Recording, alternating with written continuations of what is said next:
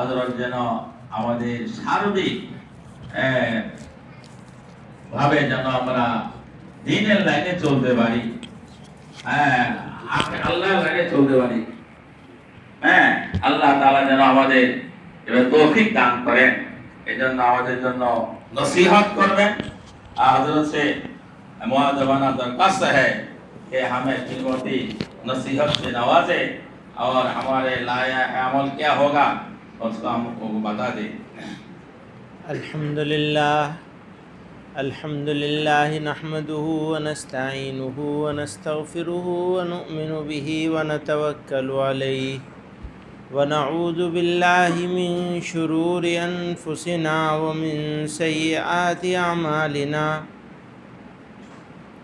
मन यहदिहिल्लाहु फला मुदिल्ल लहु व मन युद्लिल्हु फला हादिय लहु व नशहदु अल्ला इलाहा इल्लल्लाहु वहदहु ला शरीक लहु व नशहदु अन्न सय्यदना व मौलाना मुहम्मदन अब्दुहु व रसूलुहु सल्लल्लाहु तआला अलैहि व अला आलिहि व सहबिहि व बारक व सल्लम। बुजुर्गों और भाइयों, अल्लाह ताला ने अपने फ़ज़ल से हमको अशरफुल मखलूक़ात इंसान सर्वश्रेष्ठ बनाया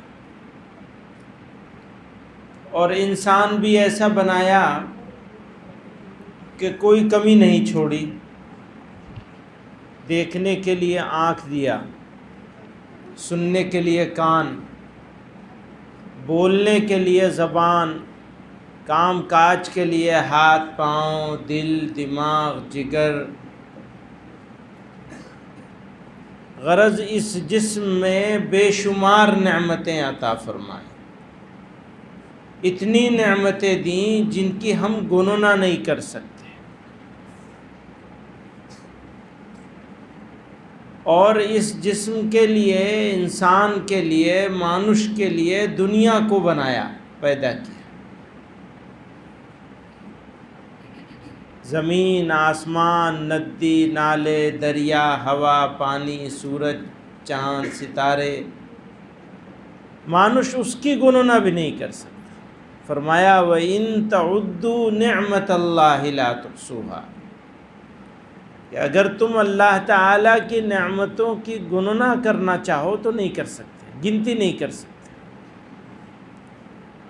तो ये जिस्म बनाया, इसकी नेमतों की गिनती भी नहीं कर सकते, और ये दुनिया बनाई, उसकी नेमतों की गिनती भी नहीं कर सकते।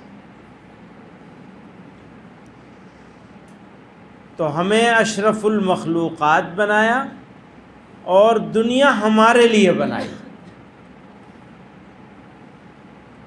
दुनिया हमारे लिए बनाई, हमको दुनिया के लिए नहीं बनाया। हमको काहे के लिए बनाया? आखिरत के लिए। अद्दुनिया खुलिक़त लकुम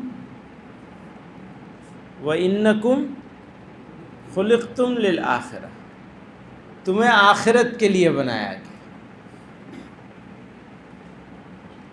लोगों ने समझा थोड़ा सा जीवन है, दुनिया को मज़े कर लो, लेकिन वो गुमराह हैं, रास्ते से भटक गए। सही बात यह है कि दुनिया हमारे लिए बनाई गई, हमको दुनिया के लिए नहीं बनाया।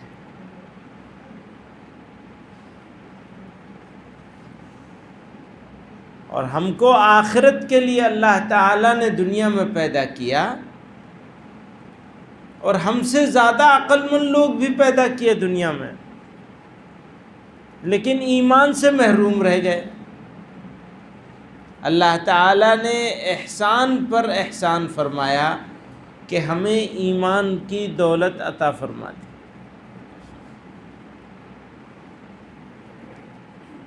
हमें ईमान मिला, इसमें भी हमारा कोई कमाल नहीं। हम मानुष हुए, इंसान हुए, اشرف المخلوقات ہوئے، اس میں بھی ہمارا کوئی کمال نہیں، اور پھر ایمان ملا، اس میں بھی ہمارا کوئی کمال نہیں، اللہ کی مہربانی سے ہو گیا، ان کے فیصلے سے ہو گیا۔ اللہ نے فیصلہ کیا اور ہمیں مسلمان گھر میں پیدا کر دیا، ایمان کی دولت سے نواز دیا، کوئی امتحان نہیں، سب آسان ہو گیا، اور اپنے محبوب صلی اللہ علیہ وسلم کا امتی بنا دیا۔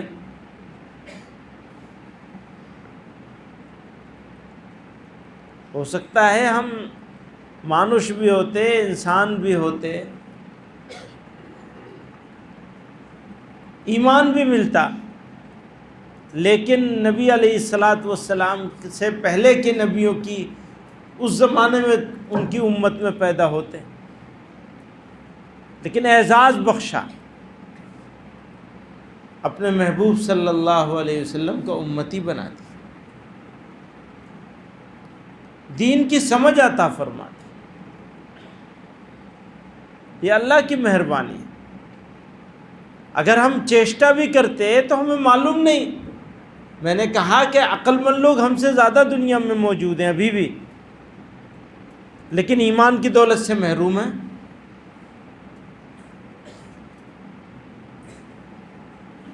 پتہ نہیں ایمان پر مرنے سے پہلے ایمان پر آئیں گے یا نہیں آئیں گے، ہمارا بھی نہیں معلوم کہ ہماری موت ایمان پر ہوگی یا نہیں ہوگی۔ اللہ نے اپنے کرم سے ایمان عطا فرمایا تو اللہ تعالیٰ اپنے فضل سے ایمان پر موت بھی عطا فرما دے، انہی کے فیصلے سے ہوگا۔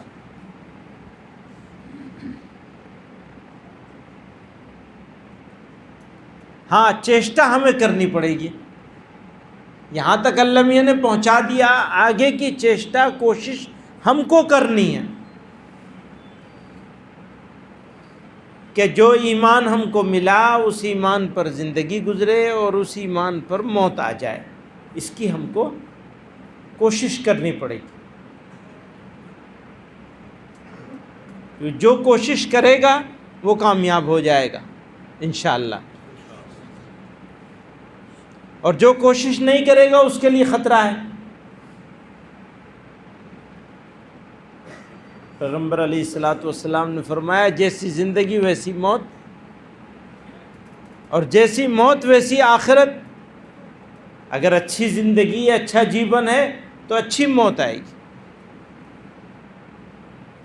اچھی موت آئے گی تو اچھی آخرت ہوگی، یعنی موت پر فیصلہ ہوگا کہ آدمی کامیاب گیا یا ناکام گیا، اور ناکامی بھی ایسی کہ دوبارہ کامیابی کا کوئی چانس نہیں۔ اگر ایمان کے ساتھ جیون ہے اور ایمان پر موت آ گئے تو آدمی کامیاب ہو گیا، ہمیشہ ہمیشہ کی کامیابی، وہ کامیابی کبھی ختم نہیں ہوگی، کبھی شیش نہیں ہوگی۔ اور کوئی آدمی ایمان کے بغیر دنیا سے چلا گیا تو ہمیشہ کی ناکامی اور مصیبت اور ذلت اور رسوائی، وہ کبھی ختم نہیں ہوگی۔ تو کتنا بڑا سفر ہے ہمارے سامنے، کتنی بڑی مشکل ہے ہمارے سامنے،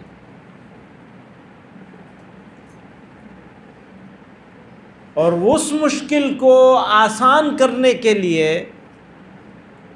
آدمی کو چنتا کرنی ہے، فکر کرنی ہے۔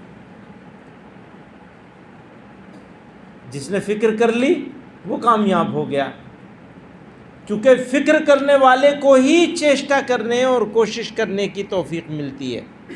جو چنتا نہیں کرتا، فکر نہیں کرتا، اس کو کیسے توفیق ملے گی؟ تو شروع وہیں سے ہوتا ہے کام، کہ آدمی فکر کرے گا کہ کسی طرح اللہ تعالیٰ خوش ہو جائے، راضی ہو جائے۔ اللہ کو راضی کرنے کی کوشش کریں گے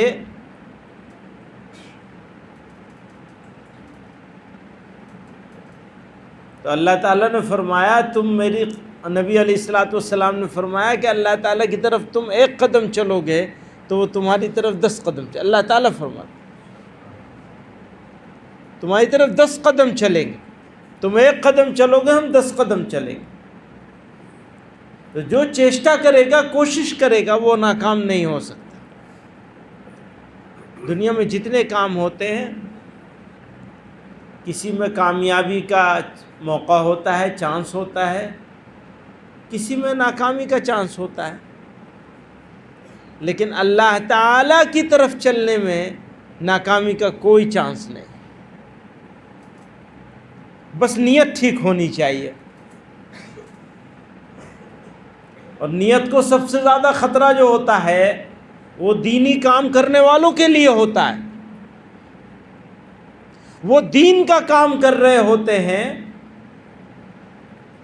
تو لوگ ان کی عزت کرتے ہیں، دین کی وجہ سے عزت ہوتی ہے۔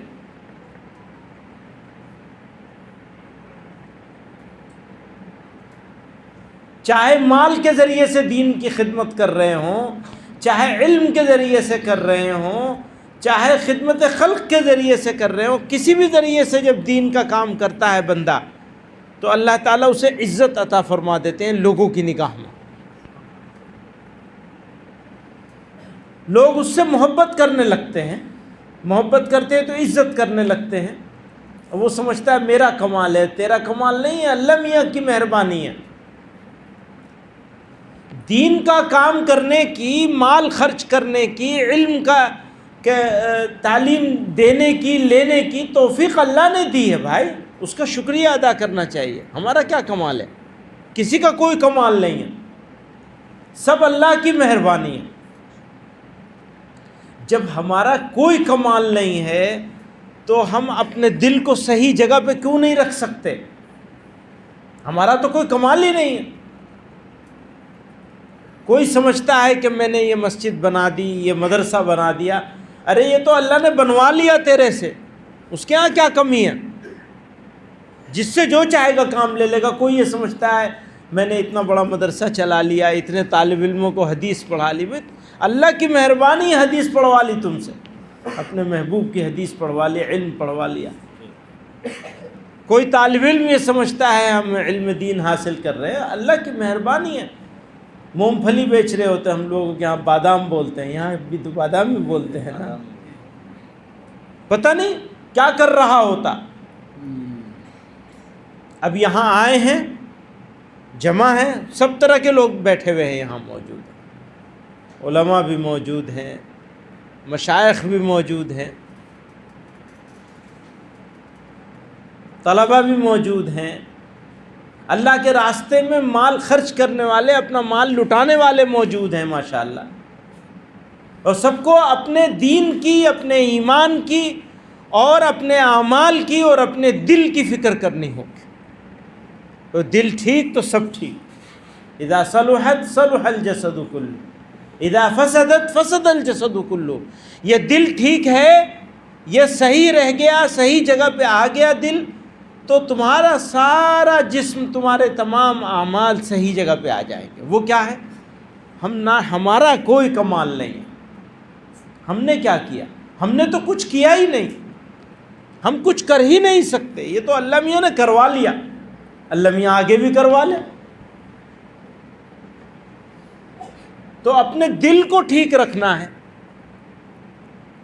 اور دل ٹھیک رہے گا تو سب چیز ٹھیک رہے گی، سب چیز ٹھیک رہے گی تو ایمان پر موت آ جائے گی انشاءاللہ، مرتے وقت اللہ کا نام آ جائے گا، ایمان کے ساتھ چلے جائیں گے دنیا سے، بس بیڑا پار ہو گیا۔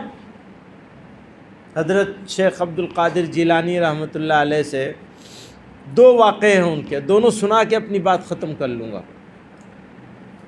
مولانا کا مائک جو ہے وہ آواز بہت کھینچ رہا ہے، وہ جتنا قریب کرو گے اور زیادہ کھینچے گا، وہ اس کو ٹھیک کرنا چاہیے۔ خیر کام چل رہا ہے۔ تو کسی نے پوچھا حضرت اتنے آپ ہر وقت تو اللہ اللہ کرتے رہتے ہیں اور کوئی کام ہی نہیں ہے آپ کو، کیوں کر رہے ہیں آپ یہ کام؟ مقصد کیا ہے آپ کا؟ حضرت نے فرمایا بھئی ہمارا تو ایک ہی مقصد ہے کہ جب مریں تو بس اس کا نام لیتے ہوئے مر جائیں، بس ایک ہی مقصد ہے اور کوئی مقصد نہیں ہے۔ ایسے ہی ایک واقعہ اور سنا دیتا ہوں۔ ان کا ایک مرید تھا، خادم تھا، وہ تہجد کے وقت سے لے کر رات تک ان کی خدمت میں رہتا تھا، وضو وغیرہ کراتا تھا حضرت کو۔ اس نے ایک دن تہجد کے وقت وضو کراتے ہوئے حضرت سے پوچھا، حضرت سے کہا کہ حضرت مجھے 12 سال ہو گئے آپ کے پاس، اور میں تہجد کے وقت سے لے کے عشاء بعد تک آپ کی خدمت میں رہتا ہوں، میں نے آپ کی کوئی کرامت نہیں دیکھی ابھی تک، کوئی کرامت نہیں دیکھی، 12 سال ہو گئے، مجھے اجازت دیجیے میں کسی اور شیخ کے پاس جاتا ہوں، ڈھونڈوں گا، اور کوئی صاحب کرامت بزرگ مل جائے گا تو میرا فائدہ ہو جائے گا، وہاں چلا جاؤں۔ حضرت نے کہا ٹھیک ہے، تم جانا چاہتے ہو، نہ میں نے بلایا تھا نہ میں روکوں گا، لیکن مجھے ایک سوال کا جواب دے دو، کبھی تم نے میرا کوئی کام سنت کے خلاف دیکھا؟ اب وہ سوچ میں پڑ گیا، کہتا نہ، میں نے کوئی کام سنت کے خلاف نہیں دیکھا آپ کا، تو اب اس سے بڑی اور کیا کرامت ہو سکتی ہے؟ تو اللہ تعالیٰ کے لیے کرنا اور اللہ کے رسول صلی اللہ علیہ وسلم کے طریقے کے مطابق کرنا، یہ بنیاد ہے۔ اگر اللہ تعالیٰ کے لیے کیا اور کسی اور کے طریقے پر کیا، آپ کامیاب نہیں ہو سکتے۔ اللہ تعالیٰ نے خود قرآن کریم میں حکم دیا جناب رسول اللہ صلی اللہ علیہ وسلم کو کہ آپ اعلان فرما دیجئے، کہہ دیجئے، بتا دیجئے، انہیں ڈکلیئر کر دیجئے کہ اگر تم اللہ سے محبت کرتے ہو، اگر تم اللہ سے محبت کرتے ہو، اس کا مطلب یہ ہے کہ جو اللہ سے محبت نہیں کرتا اس کے سامنے بات نہیں ہو رہی ہے، یہ بات اس سے ہو رہی ہے جو یہ دعویٰ کرتا ہے، جو یہ سمجھتا ہے کہ وہ اللہ سے محبت کرتا ہے۔ تو اگر تم اللہ سے محبت کرتے ہو فاتبعونی، میرے راستے پہ چلو، میرے طریقے پر چلو، میرا اتباع کرو، یحببکم اللہ، تو اللہ تعالیٰ تمہیں اپنا محبوب بنا لیں گے یا تم سے محبت کرنے لگیں گے، وَيَغْفِرْ لَكُمْ ذُنُوبَكُمْ، اور تمہارے گناہوں کو معاف کر دیا جائے گا۔ وہ اللہ تعالیٰ کسی سے محبت کرنے لگیں گے، کسی کو چاہنے لگیں گے تو گناہ تو اس کے ذمہ ویسے ہی نہیں رہے گا، معافی تو ویسے ہی ہو جائے گی۔ تو یہاں اس آیت کریمہ سے یہ بات بالکل واضح ہو گئی کہ جناب رسول اللہ صلی اللہ علیہ وسلم کے طریقے پہ چلنے والا پھر وہ صرف محبت کرنے والا نہیں ہوگا، وہ محبوب بھی ہو جائے گا، وہ بھی اللہ کا محبوب ہو جائے گا، اللہ اسے چاہنے لگیں گے۔ کتنا بڑا رتبہ، کتنا بڑا مقام ہے، اس کے بعد تو پھر کسی چیز کی ضرورت ہی نہیں رہتی۔ تو تمام اعمال کا مدار جو ہے وہ نبی علیہ الصلاۃ والسلام کے طریقے پر ہے۔ اب طریقہ کیا ہے یہ بھی تھوڑا سا عرض کر دوں۔ ایک طریقہ ہے نماز پڑھنے کا، نماز کا، لباس کا، وضو کا، سونے کا، اٹھنے کا، بیٹھنے کا، یہ سنتیں ہیں معمولات کی۔ معمولات کو بنگلہ میں کیا کہیں گے؟ نہیں، لین دین نہیں، لین دین تو معاملات ہیں، یہ سنتیں ہیں معمولات کی، کہ آپ سنت کی سنت، نماز کی سنت، کھانے پینے کی سنت، بیت الخلاء میں جانے کی سنت، بیت الخلاء سے آنے کی سنت، مسجد میں آنے کی سنت، مسجد سے جانے کی سنت، آسان ہے نا، سب لوگوں کو معلوم ہے، لوگ کرتے بھی ہیں، بہت سارے لوگ۔ وضو کی سنتیں، اب وضو کی سنتوں میں پانی احتیاط سے استعمال کرنا یہ بھی سنت ہے۔ اچھے لوگ مسجد میں آئیں گے اور ٹوٹی کھول کر کے آرام سے بیٹھ جائیں گے، اب وہ مسواک چل رہی ہے، پانی بہہ رہا ہے، آپ نے سنت کو نشٹ کیا ہے۔ تھوڑا سا پانی لینا ہے، بند کرنا ہے، پھر مسواک کرنی ہے۔ آپ سمجھ رہے ہیں؟ پانی بچانا سنت ہے، وضو کی سنتوں میں سے احتیاط سے استعمال کرنا۔ تو معمولات کی سنتیں سب کو معلوم ہیں اور لوگ بہت سی سنتوں پہ عمل کرتے ہیں۔ دوسرا ہے معاملات کی سنتیں، آپ کا لین دین کیسا ہے، آپ کا بیہیویئر کیسا ہے، ایٹیٹیوڈ کیسا ہے، رویہ کیسا ہے، کس کے ساتھ؟ بیوی کے ساتھ، بچوں کے ساتھ، کیونکہ جو گھر میں اچھا وہ سب سے اچھا ہے، جو باہر اچھا ہے گھر میں گندا ہے وہ سب سے گندا ہے۔ اچھا ہونے کے لیے گھر میں اچھا ہونا ہے، پہلی شرط ہے، بنیادی شرط ہے۔ بہت صاف نبی علیہ الصلوۃ والسلام نے اس کے بارے میں متعدد جگہ پہ فرمایا، اپنی مثال بھی پیش کی ہے کہ میں تم میں سب سے اچھا ہوں اپنے گھر والوں کے لیے۔ کہتے ہیں نا بیوی کے سامنے تو بیچارہ بھیگی بلی بنا رہتا ہے، کوتا بجھتے پارے نہیں کی بجھ رہے ہیں نا۔ مولوی سب سے زیادہ ڈرتا ہے اپنی بیوی سے، کیوں ڈرتا ہے؟ اس لیے کہ وہ اپنی بیوی اور بچوں کے سامنے سب سے اچھا بننا چاہتا ہے، تو اس کی ناجائز بات کو بھی برداشت کر لیتا ہے، اس لیے مولوی ڈرتا ہے۔ مشہور ہے یہ بات، پتہ نہیں بنگلہ دیش کا تو پتہ نہیں مجھے، ہمارے ہاں تو یہی مشہور ہے کہ جتنے مولوی ہیں سب اپنی بیویوں سے ڈرتے ہیں۔ اب وہ اللہ کے رسول صلی اللہ علیہ وسلم نے حکم ہی ایسا دے دیا، کرے کیا آدمی؟ تو گھر میں اچھا ہونا ضروری ہے۔ معاملات، یعنی ہم یہ کر رہے ہیں نا کہ اللہ میاں تک کیسے پہنچیں گے، اللہ میاں کے پسندیدہ کیسے بنیں گے، تو بننے کے لیے جناب رسول اللہ صلی اللہ علیہ وسلم کے طریقے پر چلنا پڑے گا۔ تو آپ کو اپنے پڑوسی کے ساتھ اچھا ہونا پڑے گا، اپنے کاروبار میں اچھا ہونا پڑے گا، بزنس میں آپ جو بپشا کرتے ہیں اس میں کیسا چل رہا ہے، آپ کا ویوہار کیسا ہے، اچھا ہے یا خراب ہے؟ وہ ایک صاحب کہہ رہے تھے کہ وہ کہیں جائیں گے کھانے کے لیے تو پوچھیں گے مرغی حلال ہے یا نہیں۔ یہاں تو یہ زیادہ پرابلم نہیں ہوتی، سب جگہ حلال ہی ہوتا ہے، ہمارے ہاں تو یہ بہت پرابلم ہوتی ہے کہ پتہ نہیں حلال ہے یا نہیں، تو مرغی جا کے پوچھے گا حلال ہے یا نہیں، اور جیب میں جو پیسہ لے کے گھوم رہا ہے وہ حرام لے کے گھوم رہا ہے۔ مرغی حلال چاہیے، مال حرام ہے، تو فرق نہیں معلوم ہے اسے کہ مال بھی حلال رکھنا ہے تب مرغی حلال ہوگی، ورنہ حلال مرغی بھی حرام ہوگی اگر حرام مال ہے تو ویوہار کیسا ہوگا، رویہ کیسا ہوگا؟ آپ نرم ہوں گے یا سخت مزاج ہوں گے؟ اگر آپ سخت ہوں گے تو اللہ میاں کیوں نہیں سخت ہوں گے؟ ہاں آپ نرم ہوں گے تو اللہ میاں یقیناً نرم ہوں گے آپ کے لیے۔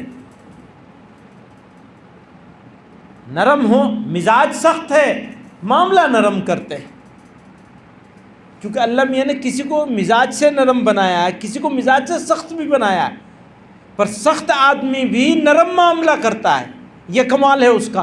کیوں؟ وہ اللہ میاں کو چاہتا ہے، اللہ میاں سے محبت کرتا ہے، تو اس نے ڈھونڈا کہ رسول اللہ صلی اللہ علیہ وسلم نے کس چیز کے بارے میں کیا بتایا،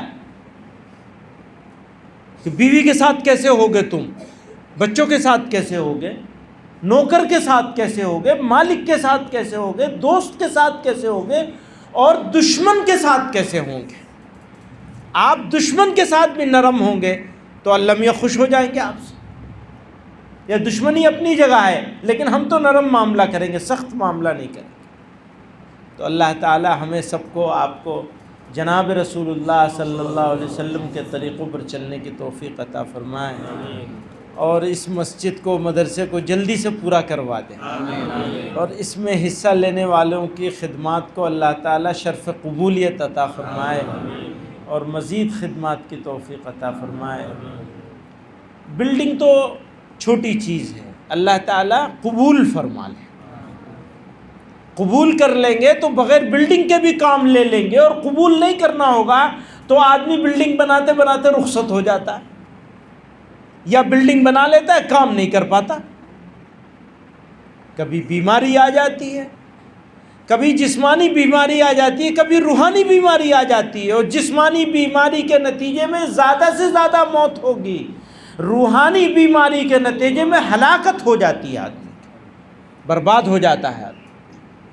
کوئی یہ نہ سمجھے کہ میں نے کمال کیا، اللہ میاں نے کمال کیا، اللہ کی مہربانی۔ بہت معمولی سی لائن ہے، بہت باریک سی لائن ہے، اور پتہ نہیں چلتا آدمی نے اس لائن کو کب کراس کر لیا، ابھی مقبول بندوں میں ہے، ابھی مبغوض بندوں میں ہو گیا۔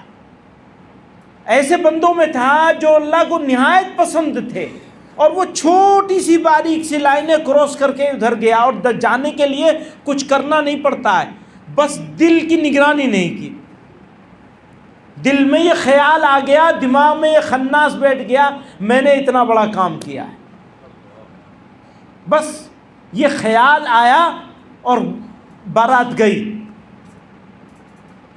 تو اللہ تعالی ہمیں آپ کو سب کو شیطان کے فتنے سے بچائے اور مقبولیت عطا فرمائے، قبول فرما لے۔ وآخر دعوانا الحمدللہ۔